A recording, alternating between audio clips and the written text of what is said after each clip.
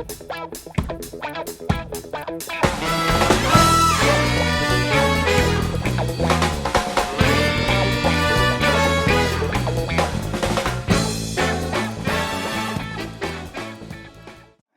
Moore.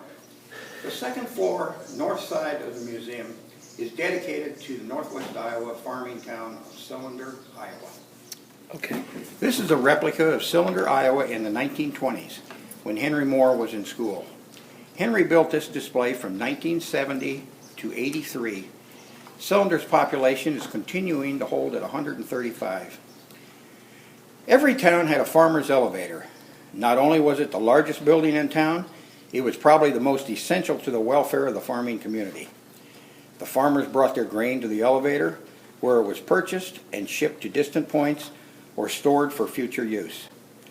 In 1920, the Farmers Elevator Company was formed by selling $100 shares. The elevator was destroyed by fire in 1936 and rebuilt for $12,000. Henry completed this replica in 1970 at the Rockerville, South Dakota workshop.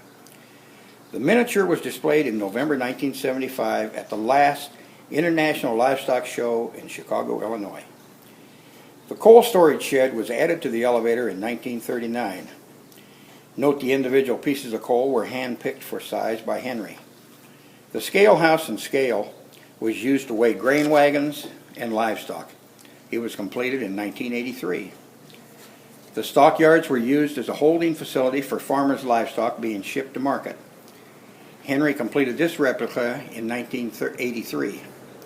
The city jailhouse was used for holding personnel before they were transported to the county jail in Emmitsburg, the Palo Alto County seat. This replica was completed in 1983.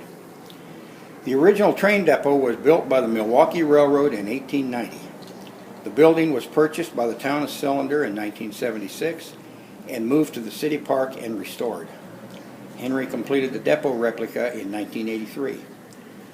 The Cylinder Post Office was started in 1890.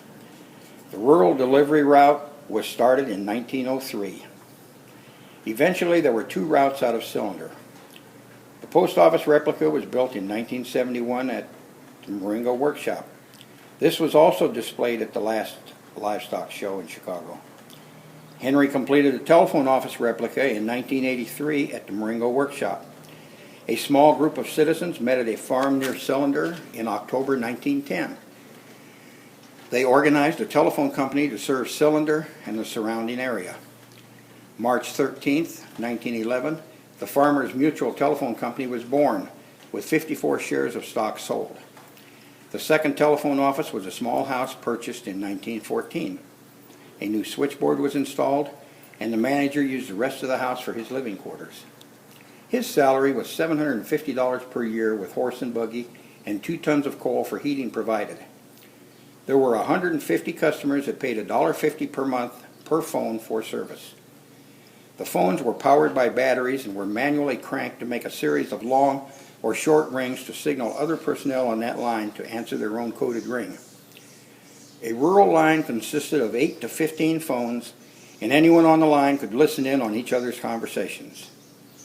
On January 21, 1965, the stockholders voted to sell the assets and equipment to the Central Iowa Telephone Company, who agreed to install a new and modern dial phone system.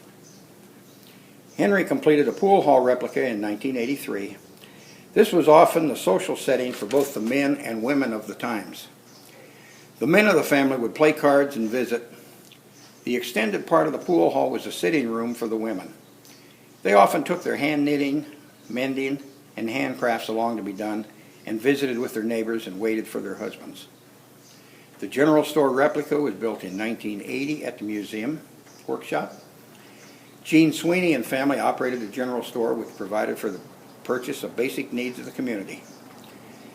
The doctor's office replica was completed in 1970 at the Rockerville, South Dakota workshop.